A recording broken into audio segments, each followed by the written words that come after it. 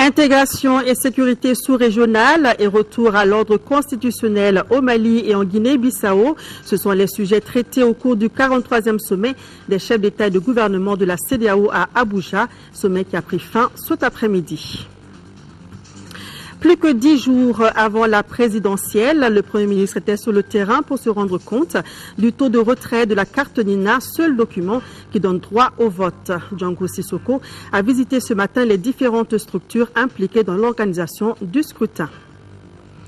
Ce 18 juillet, c'est le 95e anniversaire de Nelson Mandela qui reste hospitalisé. Un anniversaire décrété Mandela Day par l'ONU qui a décidé d'en faire un événement international. Chaque citoyen du monde doit accomplir un acte généreux pendant au moins 67 minutes. Madame, Monsieur, bonsoir. À jour J-10, je vous souhaite la bienvenue dans ce journal. Le président de la République par intérim a regagné Bamako aujourd'hui en fin d'après-midi en provenance d'Abuja au Nigeria. Il a pris part à la 43e session de la conférence des chefs d'État et de gouvernement de la CEDEAO. À son arrivée à l'aéroport international Bamako-Sénou, il a été accueilli par le Premier ministre Django Sissoko, chef du gouvernement, les membres du gouvernement, entre autres personnalités. Cet après-midi, à l'aéroport international Bamako-Sénou, à l'arrivée du président de la République de Abuja. Le sommet d'Abuja, qui s'est achevé cet après-midi, a traité des questions politiques et économiques et d'intérêt commun, mais le sujet dominant aura été celui sur le Mali et la Guinée-Bissau pour un retour à l'ordre constitutionnel. Le récit de nos envoyés spéciaux, Aoui Touré et Dembawan. Ouvert hier et jusqu'à la clôture cet après-midi, les 12 chefs d'État sont restés studieux, puisque selon eux, les sujets étaient importants et les enjeux de taille. Le dossier Mali aura pris plus de temps. Le sommet s'est satisfait de la tenue à la date indiquée du premier tour de l'élection présidentielle, a salué les efforts déployés par les autorités de la transition et a appelé à l'acceptation par la classe politique malienne du verdict. Avant cela, le président de la République par intérim avait pris la parole devant ses pairs pour réitérer l'engagement du Mali pour le vote du 28 juillet sur l'ensemble du territoire. Le ministre des Maliens de l'extérieur et de l'intégration revient à ce qui a été retenu d'essentiel sur le plan politique. Sur le plan politique, notamment les avancées significatives insérées au Mali en matière de retour à une vie normale, à la normalité constitutionnelle. Sur le plan sécuritaire, la réunion s'est beaucoup félicitée. La transformation de la MISMA en MINUSMA sans à-coup, sans problème du tout. Donc, sur le plan sécuritaire, je crois que la zone est en train de se sécuriser véritablement. La réunion condamne les attaques qui sont survenues au Niger et un peu ailleurs, et toutes les mesures vigoureuses seront plus que l'attaque n'est plus lieu encore. Le sommet a aussi fait des recommandations pour la sortie de crise en Guinée-Bissau. Le pays doit tout faire pour boucler sa transition avec des élections en novembre prochain. Ainsi, la 43e session confirme la ferme volonté politique de la CEDEAO à impulser le processus d'intégration dans un environnement régional de paix, de sécurité et de bonne gouvernance. Yamoussoukro, en Côte d'Ivoire, a été choisi pour accueillir la prochaine session de la conférence des chefs d'État de la CEDEAO. Nos envoyés spéciaux reviendront demain sur d'autres aspects du sommet d'Abuja, notamment sur les réformes institutionnelles avec l'élargissement du nombre de commissaires qui passe de 9 à 15. Mais déjà ce soir, nous vous proposons les réactions de certaines personnalités et acteurs de la gestion de la crise malienne qui ont fait le voyage d'Abuja. Aoui Touré a tendu son micro au chef de la MINUSMA et au chef d'état-major général des armées de la Côte d'Ivoire. Tous deux ont salué le transfert d'autorité entre la MISMA et la MINUSMA. Écoutons-les. Nous avons été heureux à travers la MISMA d'apporter le concours de tous les États africains de la CEDEAO au Mali pour arrêter définitivement le terrorisme dont le Mali faisait l'objet. Et nous avons été heureux également de voir toute cette mobilisation de toutes les forces de la CEDEAO pour venir apporter leur concours au Mali. En même temps, nous sommes heureux de voir que les Africains ont pu s'organiser, se mobiliser pour faire face à une menace réelle qu'un de leurs pays connaissait. Aujourd'hui, la MINUSMA a rempli sa mission, puisque nous avons pu libérer le nord du pays et la sécurité est revenue. Et également, la MINUSMA aujourd'hui donne la main à la MINUSMA. Il faut savoir que la MINUSMA, à travers les différents États de l'Afrique de l'Ouest, se retrouve au sein de la MINUSMA. En clair, nous continuons d'être au Mali sous la casquette maintenant des Nations Unies. C'est en cela, nous allons dire que notre mission continue. Il s'agit pour nous de faire en sorte que les élections se déroulent dans d'excellentes conditions, que ces élections soient sécurisées. C'est important aussi pour moi, comme représentant spécial de M. Ban Ki-moon et le chef de MINUSMA, d'être au sommet de CEDEAO, parce que le Mali était un des sujets importants pendant cette réunion. Et je voulais aussi exprimer l'importance de la solidarité régionale avec le Mali. Et je crois que c'était important quand j'ai entendu les différents chefs d'État qu'ils ont exprimé cette solidarité sur des niveaux très opérationnels. Les chefs d'État aussi ont dit leur soutien pour MINUSMA, ce qui est important pour moi, parce qu'on vient avec cette opération de paix. Et ils ont exprimé aussi le soutien pour les élections, qui sont dans quelques jours, un peu plus qu'une semaine, pour assurer que ces élections sont crédibles et sont transparentes, et qu'il y a un consensus dans le pays là-dessus. Je crois que c'est un signe important qui renconforte aussi le MINUSMA, qui donne, comme vous savez, dans la possibilité qu'ils ont, un soutien logistique et sécuritaire pour ces élections. Alors c'est aussi un nouveau signe de confiance.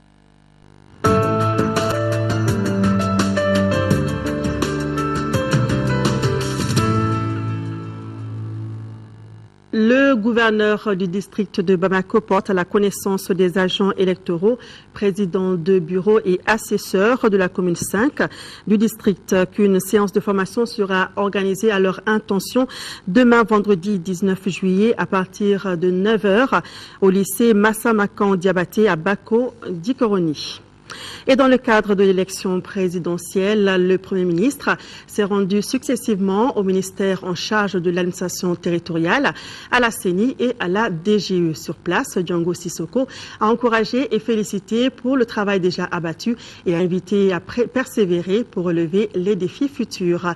Pour ce faire, il a assuré que le soutien du gouvernement ne fera pas défaut. Reportage de Bourama Traoré.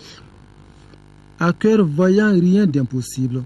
Le pari de la bonne organisation du premier tour de l'élection présidentielle du 28 juillet est en passe d'être gagné. Le Premier ministre Django Sissoko en a fait le constat au cours d'une visite dans les structures impliquées dans les processus électoraux. Au niveau du ministère de l'administration territoriale, le chef du gouvernement a rencontré les cadres du département et les membres du comité de pilotage des élections. Occasion pour lui de féliciter ses interlocuteurs pour les efforts consentis. Du constat du visiteur du jour, les choses vont dans la bonne direction. Monsieur le ministre, je suis plein d'espoir. Tout le Mali vous suit, le monde entier vous suit. Parce que l'ORTM aussi accomplit un travail de qualité. L'ORTM vous accompagne, l'AMAC vous accompagne à cette mission. Et je crois que c'est un accompagnement utile et efficace. Après ces messages de félicitations et d'encouragement, le Premier ministre a visité les centres d'écoute, d'orientation et de conseil du département de l'administration territoriale. C'est à partir de là que les citoyens peuvent s'informer sur le processus électoral et vérifier leur situation sur les listes électorales. Pour ce faire, 3 numéros verts sont disponibles, à savoir 80 011 37, 80 011 38, 80 011 39. Les choses bougent également à la Commission électorale nationale indépendante, deuxième structure visitée par le chef du gouvernement. La CENI travaille sur les accréditations des observateurs nationaux et internationaux et à ce jour, elle a reçu et traité 500 dossiers dans ce sens, de quoi assurer le Premier ministre. Je compte sur vous pour que la crédibilité des élections que nous allons organiser ne souffre plus d'ambiguïté. Si les élections ne sont pas bien organisées, si les différents acteurs doutent de la crédibilité des élections, la légitimité des autorités que nous allons mettre en place sera douteuse.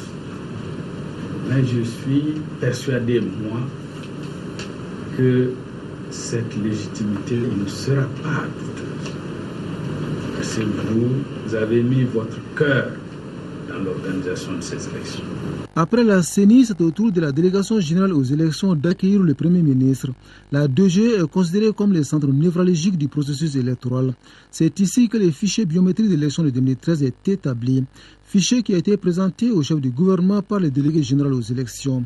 Au total, ils sont 6 829 696 électeurs potentiels répartis entre 21 023 bureaux de vote sur l'ensemble du territoire. Pour le général Siaga Sangaré, le fichier de 2013 est conforme aux standards internationaux, tant au niveau de la traçabilité, de la transparence que de l'intégrité. Tout semble donc être prêt pour une élection présidentielle reçue en 2013 au Mali. Il n'y a d'élection parfaite nulle part. Elles ne seront pas parfaites, mais elles seront crédibles, parce qu'elles seront transparentes, elles seront justes.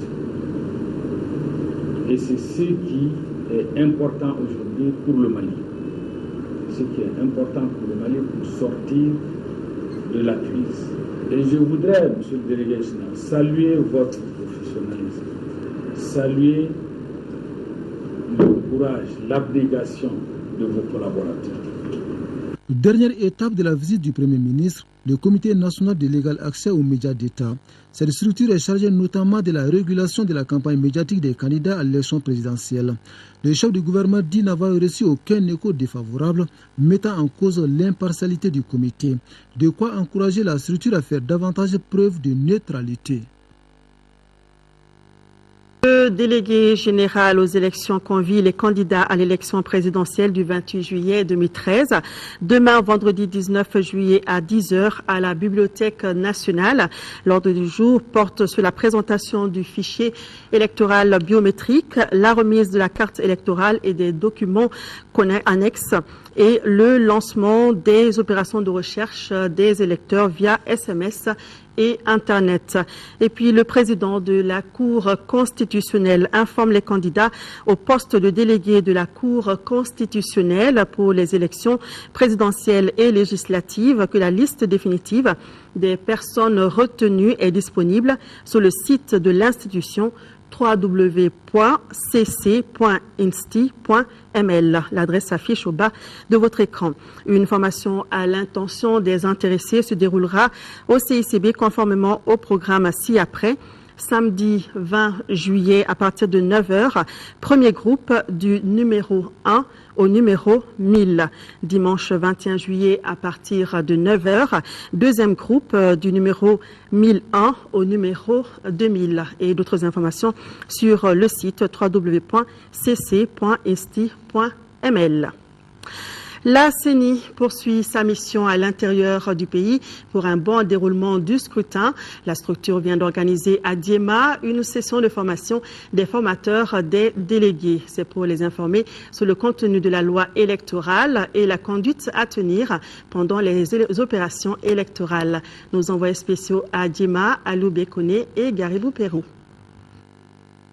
Identifier les bureaux de vote, vérifier la liste des différents délégués et observateurs, s'assurer que tous les documents et le matériel électoral sont sur place. Voilà entre autres les missions des délégués de la Commission électorale nationale indépendante. La maîtrise de ces principes fondamentaux par les superviseurs de la CENI donnera des résultats fiables aux processus électoraux. Nous sommes dans la dernière ligne droite. Le 28 juillet vont se tenir le premier tour d'élection du président de la République. Pour cela, la CENI, au terme de la loi, doit présenter un délégué dans chaque bureau de vote. Pour ce faire, le délégué, c'est lui qui doit contrôler l'ensemble des activités dans le bureau de vote et informer la CENI. Donc, on a initié des activités de formation au niveau de chaque région avec des poules de formation. Menu d'un outil référentiel intitulé Guide du délégué de la CENI dans les bureaux de vote, les délégués de la CENI ainsi formés jouent selon les acteurs électoraux un rôle déterminant avant, pendant et après les élections. Nous sommes fiers d'appartenir à un pays qui n'a jamais connu de problème post-électoral. Cela est dû, n'est-ce pas, au travail que les délégués de la CENI ont eu à faire.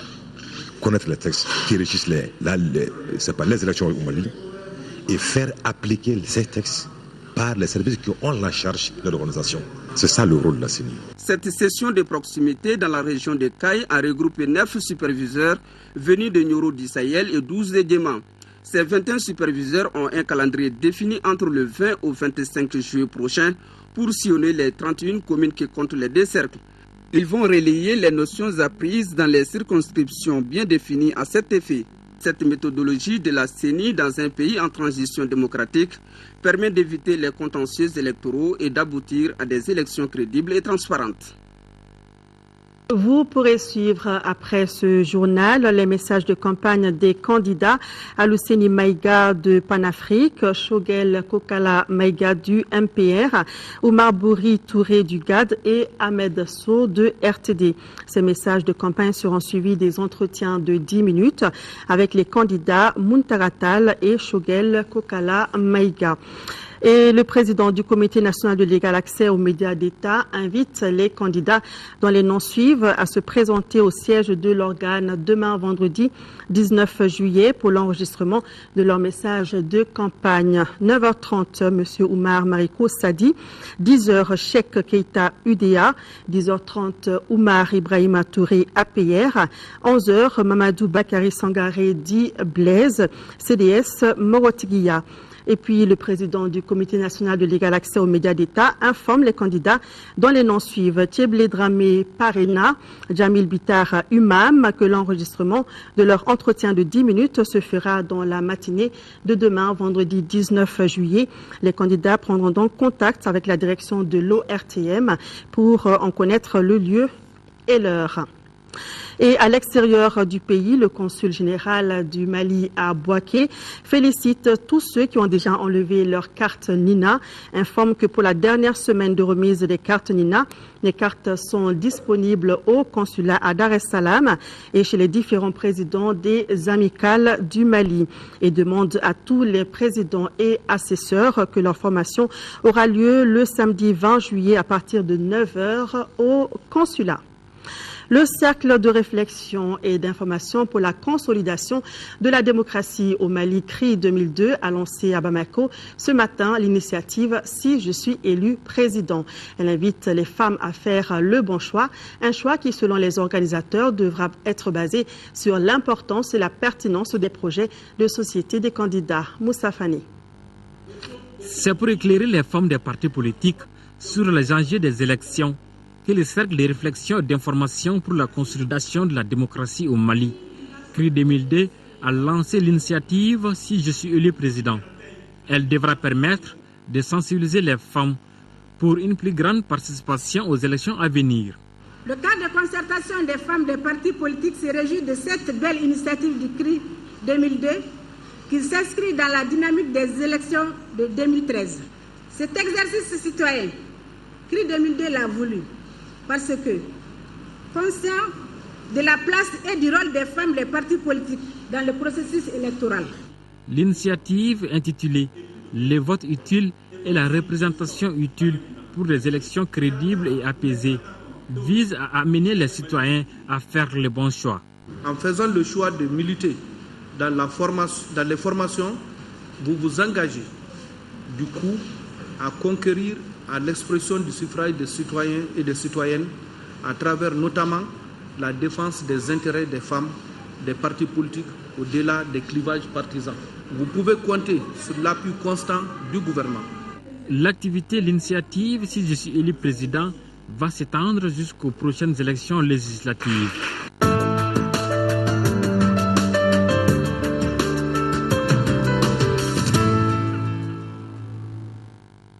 Le ministre de la Communication, porte-parole du gouvernement, informe la presse nationale et internationale que le dîner de presse initialement prévu le samedi 20 juillet avec le Premier ministre, chef du gouvernement, est reporté à une date ultérieure. Le projet d'appui aux jeunes entrepreneurs Page Nieta boucle son premier programme d'activité de juin 2011 à avril 2013. Plus de 100 volontaires répartis entre 121 villages des régions de Caille, Koulikoro et Sikasso ont contribué au renforcement de plus de 3000 jeunes ruraux dans plusieurs domaines comme l'agriculture, l'élevage et le commerce. Agali Agissa. 15 milliards de francs CFA, c'est le coût du projet d'appui aux jeunes entrepreneurs financé au Mali par l'USAID. La mise en œuvre du projet s'étale sur une durée de 5 ans. Il a démarré en 2011 dans 121 villages de régions de Caille, Koulikoro et Sikasso. Plus de 100 volontaires ont participé à l'exécution de cette première phase d'activité du projet qui a duré 2 années. Les enfants et la jeunesse constituent pour toute société et tout pays l'une des plus grandes richesses. Assurer leur encadrement, leur formation professionnelle et leur engagement civique, c'est assurer le futur. Page Nieta répond aux besoins critiques spécifiques à la jeunesse malienne et appuie les priorités et stratégies du Mali dans sa lutte contre la pauvreté.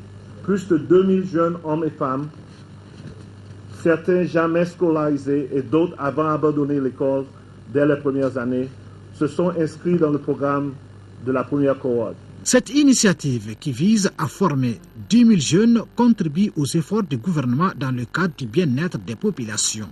Je réaffirme ici et solennellement le soutien du ministère de l'Emploi et de la Formation professionnelle au projet Page Nieta, dont le but et les objectifs sont en parfaite convergence avec ses missions.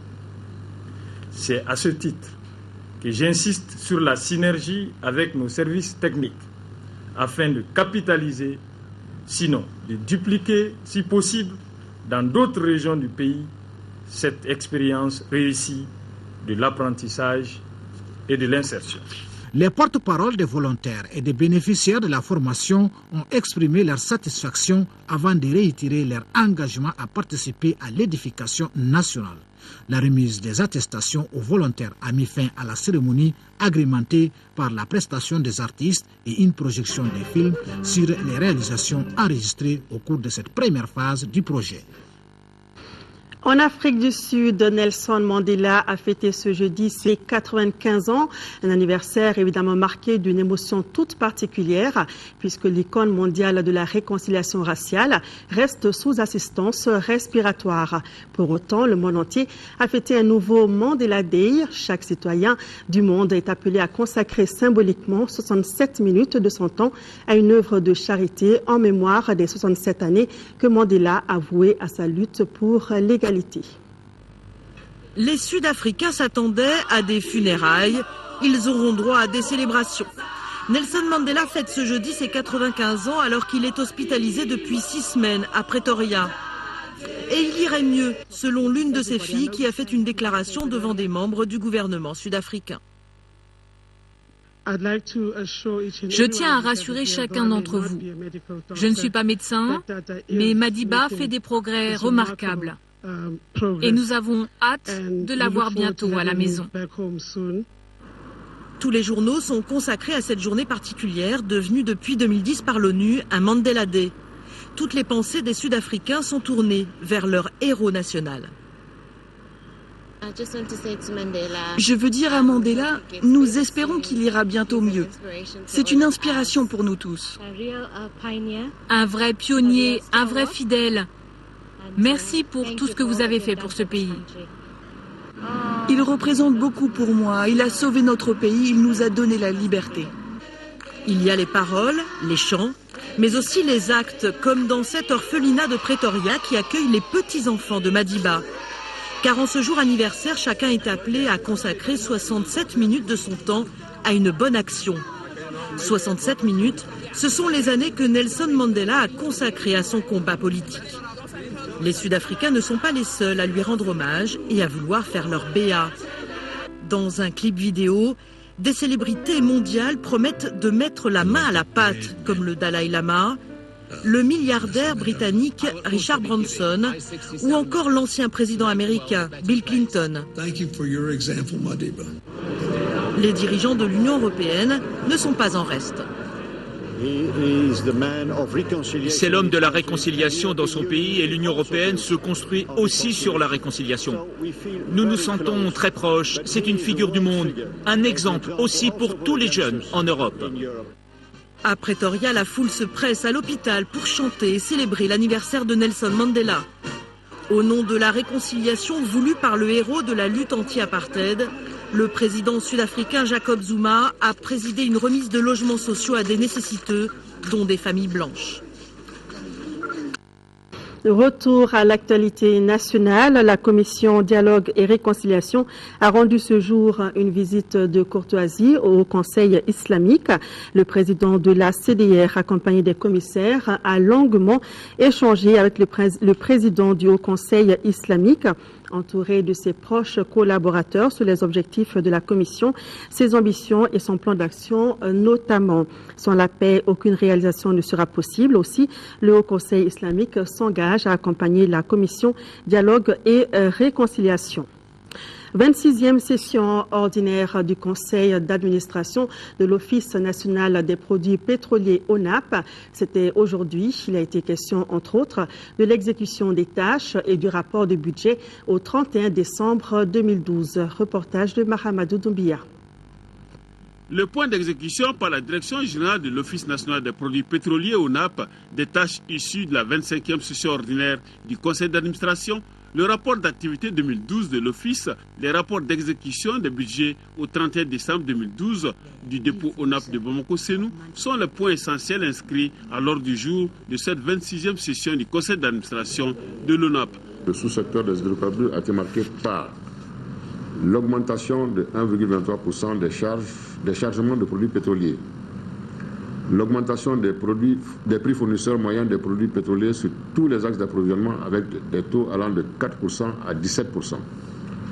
La hausse des prix moyens à la pompe des produits pétroliers liquides avec des taux qui vont de 3 à 5%. Le paiement de subventions de 5 734 millions de francs CFA pour soutenir la consommation de gaz butane. La hausse des exonérations directes de 3,35%. Si les cours mondiaux du pétrole ont connu un fléchissement à partir du deuxième trimestre de 2012, les prix fournisseurs se sont caractérisés par des niveaux élevés durant l'année 2013. Cette 26e session du Conseil d'administration a élaboré des plans stratégiques visant à redynamiser le secteur pétrolier. Le Conseil a eu à prendre des décisions, notamment en ce qui concerne l'affectation des ressources propre à l'ONAP pour lui permettre vraiment de jouer son rôle. Nous avons frôlé la catastrophe lorsqu'il y a eu l'embargo parce que vous savez, nous ne disposons pas de stock national de sécurité en tant que pays enclavé. Alors nous avons proposé des mesures, des dispositions à prendre pour qu'il y ait un stock national de sécurité pour vraiment garantir l'approvisionnement du pays lors des crises. L'avant-projet du budget 2014 de l'ONAP se chiffre en recettes et en dépenses à plus de 2,4 milliards de francs CFA, soit une hausse de 51,77%. Cette augmentation est due essentiellement à l'inscription au budget spécial d'investissement de plus de 1,707 milliard de francs CFA. Les membres de la Commission des Affaires étrangères, des Maliens de l'extérieur et de l'intégration africaine de l'Assemblée nationale se sont rendus au Burkina Faso du 1er au 12 juillet. Une occasion pour les Maliens vivant sur place de faire cas de leurs préoccupations relatives aux rackets et tracasseries policières au niveau de la frontière malienne. Les parlementaires sont également allés rendre visite aux réfugiés. Le commentaire de Adama Kodjo. Les membres de la Commission des Affaires étrangères des Maliens de l'extérieur et de l'intégration africaine étaient venus s'enquérir des conditions de vie et de travail de nos compatriotes au Burkina Faso. conduite par le président de la commission Siraba Diarra. La délégation s'est d'abord entretenue avec le personnel de l'ambassade du Mali dans ces pays. La prochaine étape de la visite était réservée à la communauté malienne résidant à Ouagadougou. Les échanges avec les représentants de la communauté ont essentiellement porté sur les rackets et les tracasseries policières au niveau de la frontière malienne. Ici, les parlementaires ont promis à leurs interlocuteurs de rendre compte des préoccupations évoquées à qui de droit. Les camps de réfugiés de Sagnon, Djibo et de Dori près de la frontière nigérienne ont également été visités par la délégation parlementaire. Les conditions d'hébergement, le retrait des cartes Nina par les réfugiés en vue de leur participation à l'élection présidentielle du 28 juillet et surtout le retour au pays étaient au centre de cet entretien. La mission a ensuite rencontré les membres de la Commission des affaires étrangères et de la défense du Burkina Faso avec lesquels il était question d'échanges d'expériences et de visites réciproques. En 4e région, visite du commissaire chargé de l'agriculture de l'UEMOA, Ibrahima Diémé, était ce jeudi sur le site du projet financé par l'UEMOA en zone office du Niger. À noter que les travaux du chantier de Touraba sont en retard. Dougou Fana Traoré.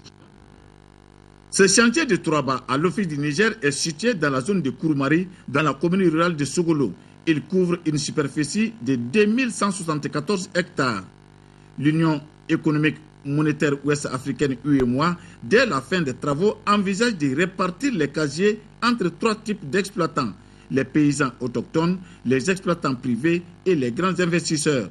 L'objectif recherché par l'UEMOA est de contribuer de manière durable à la satisfaction des besoins alimentaires des populations, de contribuer au développement économique et social des États membres et de faire de l'UEMOA un espace unifié et ouvert au profit d'une population solidaire. Ce grand chantier a donc été secoué fortement lors de l'arrivée des terroristes à Djabali. Aujourd'hui, le chantier a repris de plus belle. Globalement, je pense que le résultat est satisfaisant. Malgré qu'un peu par-ci, par-là, on peut repérer des petits retards. Au cours de cette visite, aucun volet du projet n'a été omis. Les ouvrages, les régulateurs, les arroseurs et même le site de recasement des déplacés du projet. Les travaux prennent fin en octobre 2013 alors que le projet n'est exécuté qu'à 44%. Que va-t-il alors se passer? Au niveau de la commission de l'UEMOA, nous sommes en train de préparer un avenant à la convention pour pouvoir repousser le délai, plus de 6 mois, entre 6 et 7 mois. Et je pense que durant cet intervalle de temps, tout le monde va s'imprégner pour que effectivement ce nouveau délai soit respecté. C'est une initiative conjointe du gouvernement et de l'UEMOA. Le gouvernement a d'abord mis les terres, 11 000 hectares à la disposition de la commission de l'UEMOA. Le gouvernement a mis à la disposition du projet l'ensemble de l'information technique nécessaire à l'exécution des études et à la réalisation des travaux. Notons que les travaux sont suivis et mis en œuvre par le ministère de l'Agriculture. L'adjectif est le maître d'ouvrage délégué. L'exécution des travaux sur le terrain est assurée par la Société d'exploitation des sables et des graviers, CSG. Une formation de sensibilisation et d'information est en cours à Gao en faveur des éléments du groupement Interarmes Waraba, organisé par le Comité international de la Croix-Rouge CICR. La formation leur permettra de mieux comprendre les principes fondamentaux du CICR. De Gao, la correspondance de Daouda Sidiki Diarra. En attendant leur déploiement sur le terrain, les éléments du groupement tactique Interarmes Waraba renforcent leurs capacités en matière de droit international humanitaire. Cette formation de sensibilisation et d'information de 2 jours est focalisée sur le rappel des règles du droit international humanitaire DIH et les principes fondamentaux du Comité international de la Croix-Rouge CICR. C'est une initiative commune avec l'état-major général des armées du Mali. Parce que vous savez que c'est un contingent qui doit être mobilisé sur le terrain. À cet effet, il a besoin d'être sensibilisé sur les règles du droit international humanitaire. Notre pays fait face à plusieurs défis, dont la lutte contre le terrorisme et l'insécurité. Le savoir-faire de nos hommes et leur engagement sans faille à appliquer les règles de base du DIH seront des atouts supplémentaires sur le terrain. C'est là pour redorer l'image des femmes et surtout dédire les campagnes de propagande et d'intoxication des violations des droits de l'homme qui sont menées contre les forces maliennes. Cette formation en DIH outillera mieux le JTIA Waraba dans l'exercice de sa mission future sur le terrain, dans le cadre de la protection des personnes et de leurs biens, du respect du droit international humanitaire et en particulier du droit de la guerre, surtout en ce qui concerne les personnes vulnérables. L'armée malienne n'est pas une armée barbare, l'armée malienne est une armée professionnelle et républicaine. Le colonel conclura qu'en tant que soldats, ils ont le droit d'honorer et de respecter les engagements internationaux en matière de droits de l'homme signés par le Mali.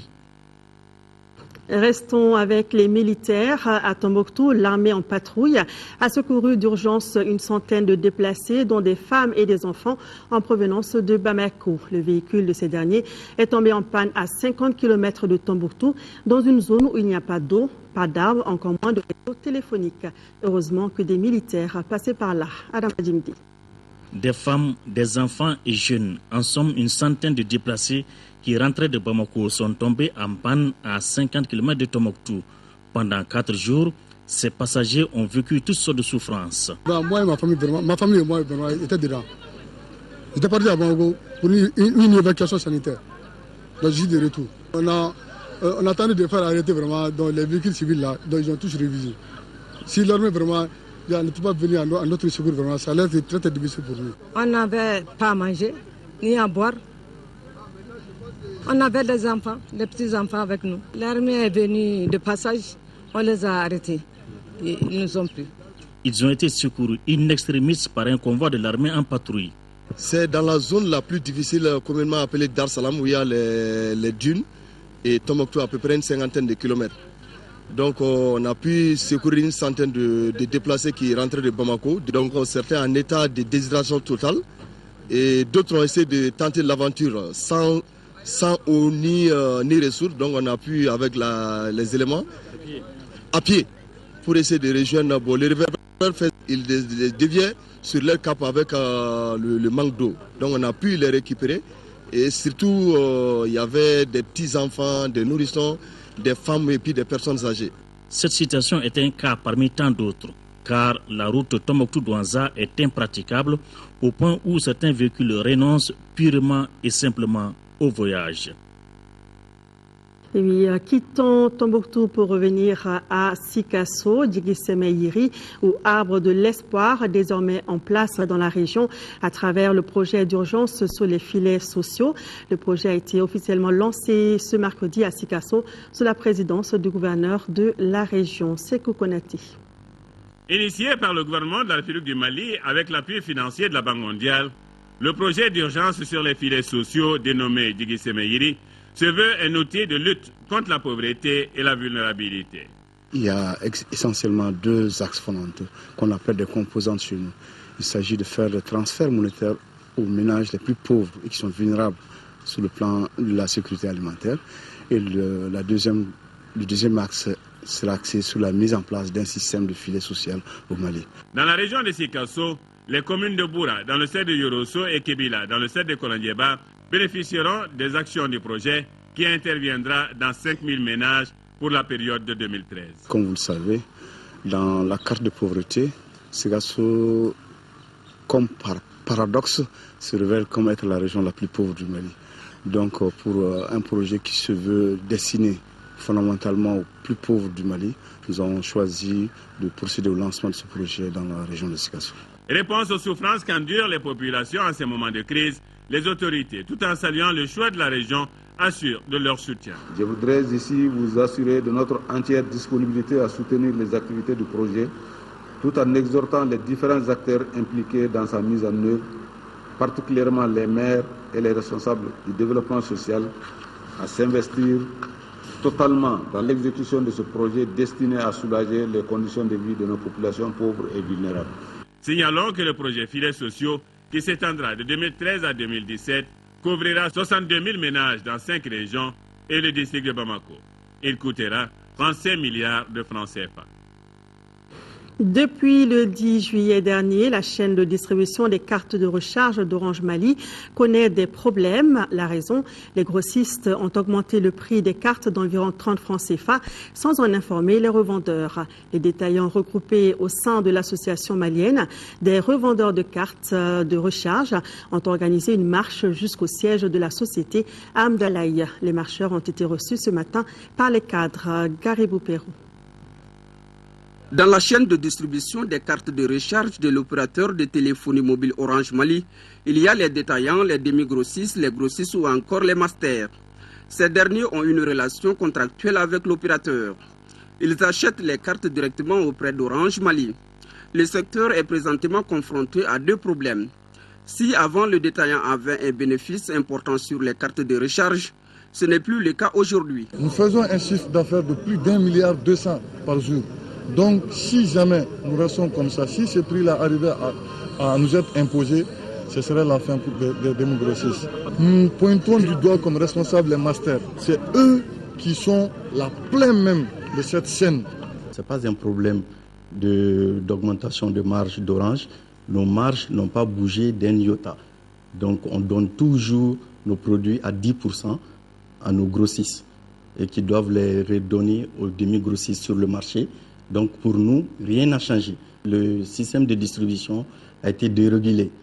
Donc quelque part, au lieu qu'eux, ils leur donnent au taux normal, c'est-à-dire au taux que nous leur fixons, au lieu qu'ils leur donnent aux demi-grossistes à ces taux-là, ils ont fait jouer la concurrence jusqu'à fausser les règles du jeu.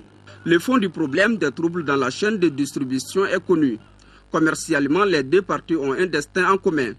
L'une ne peut pas fonctionner parfaitement sans l'autre. C'est pourquoi une rencontre de l'association malienne des revendeurs de cartes de recharge est prévue demain après-midi. En attendant, le marché reste perturbé à certains niveaux au désespoir des consommateurs. Solidarité en ce mois de Ramadan, l'ONG Al-Farouk vient de distribuer des vivres à plusieurs familles du district de Bamako. La remise du don a duré 2 jours. Nado Dambélé.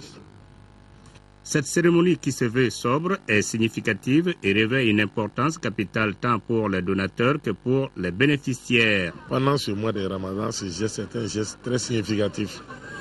Les gens n'ont pas les mêmes forces, les gens n'ont pas les mêmes capacités, les gens n'ont pas la même teneur de tenir le mois de Ramadan, surtout en cette période de crise.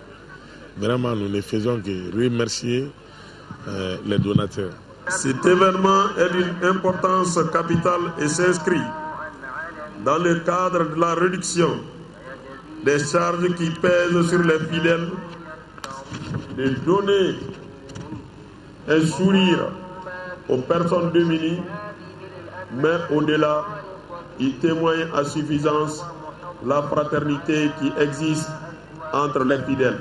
C'est plusieurs tonnes de riz, de mil et de sucre et plusieurs quantités d'huile et de lait qui ont été distribuées à plus de 400 familles pour un coût total de 10 millions de nos francs. Comment peut-on alors mesurer ce geste de distribution de vivres composé de lait, de sucre, de riz et de mil à des musulmans, surtout à des personnes déplacées sous l'effet d'une rébellion sans précédent? Selon le directeur de l'ONG Al-Farouk, grâce à l'appui des partenaires, plus de 1000 familles à travers le pays ont reçu des vivres pour un coût total de 100 millions de nos francs. Les gestes ont été notamment faits à l'endroit des populations de Gao, Mopti, Douanza, Kona, Kidal et Tombouctou. L'association malienne pour l'unité et le progrès de l'islam AMUPI a offert ce matin aux nécessiteux des produits alimentaires.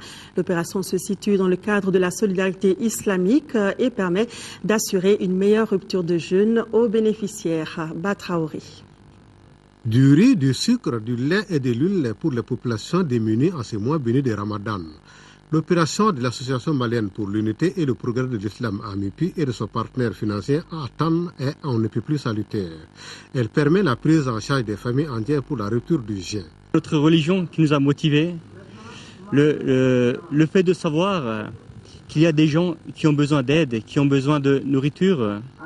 Et d'après notre religion, le fait d'aider les autres, ça nous a vraiment motivés. Le président de l'AMOPI a remercié les donateurs pour ce geste humanitaire. Il a aussi profité de l'occasion pour demander aux musulmans de prier pour la paix et la bonne tenue des élections au Mali. C'est un symbole. Le symbole de la solidarité islamique. Ici, on a préféré donner quelques denrées aux certaines familles pour qu'eux-mêmes préparent le repas de leur choix. En ce moment béni, il sera utile de prier pour le pays, pour la paix, pour la solidarité, la stabilité du pays. Il serait bon aussi de prier pour une bonne pluviométrie. Il serait bon de prier pour de bonnes élections. Que Dieu exauce nos prières. Élan de solidarité toujours, cette fois à Gao. L'ONG Cri de Cœur vient d'appuyer en vivre 11 200 personnes de 3 quartiers de la ville. L'opération dénommée Spécial Ramadan 2013 s'élargira à d'autres quartiers de Gao. Elle coûtera 63 millions de francs CFA à l'ONG Cri de Cœur et à son partenaire Secours Islamique France. Reportage de Daouda Zoumana Traoré. Cette donation qui concerne la population des quartiers de Gadey, Farangiré et Aldjanabanja comprend du riz, du mil, du haricot, de la date, de l'huile, du thé et de la pâte de tomate. Les critères de distribution concernent 3 points. D'abord les femmes veuves, chefs de famille avec des enfants, les personnes âgées, chefs de famille avec des enfants, les handicapés, chefs de famille avec des enfants. C'est un bon geste que je salue les donateurs. Et je souhaite qu'il continue sur ce train-là.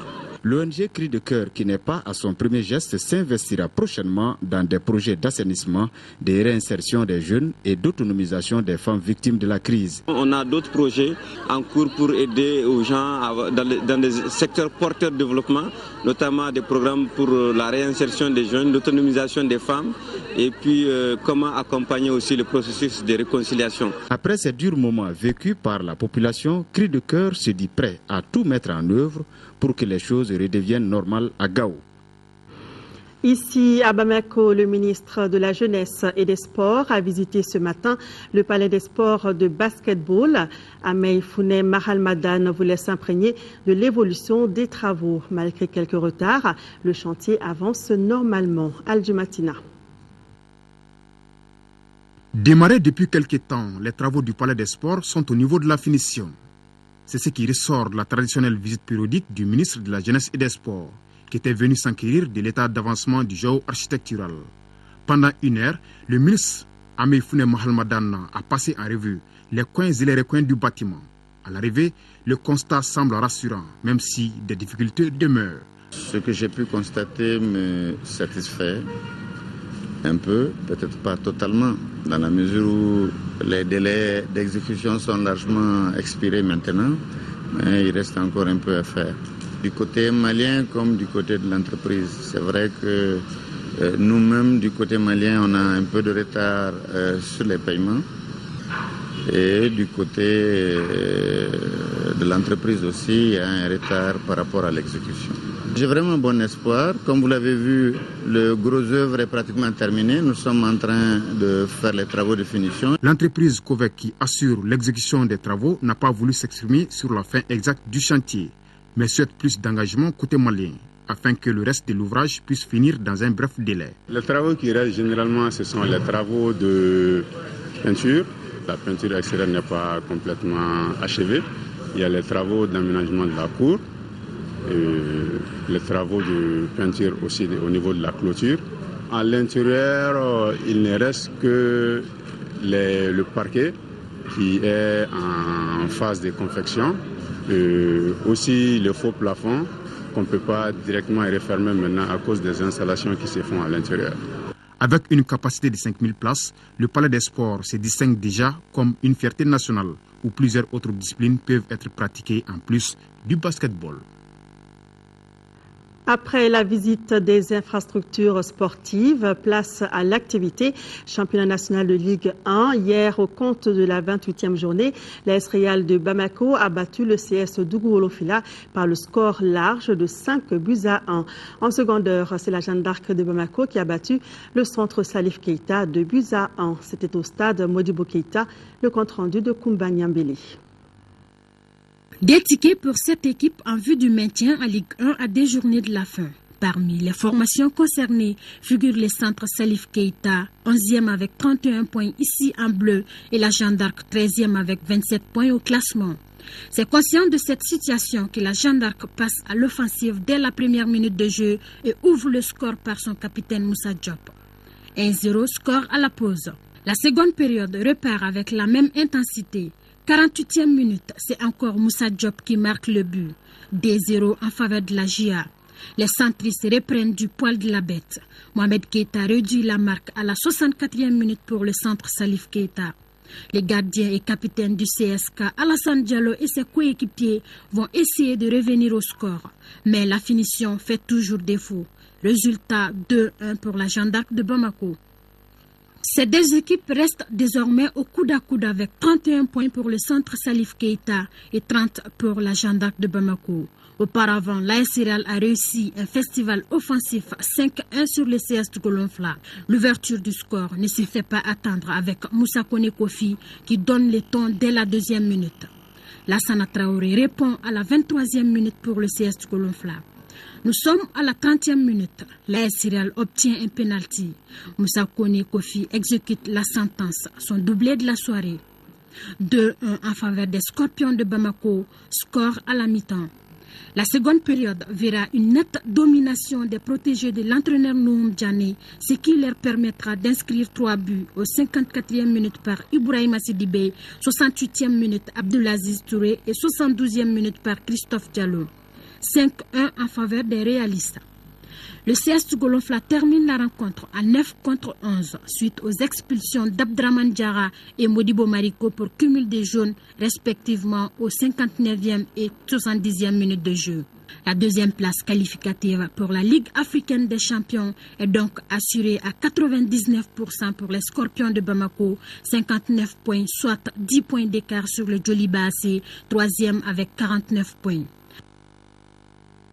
Voilà, ce journal se referme. Merci de votre fidélité. Demain, pour les éditions de la mi-journée, Amara Malé Diallo et pour celle du soir, Amadou Sankari. Merci de visiter notre site www.ortm.ml pour vous informer. Bonsoir.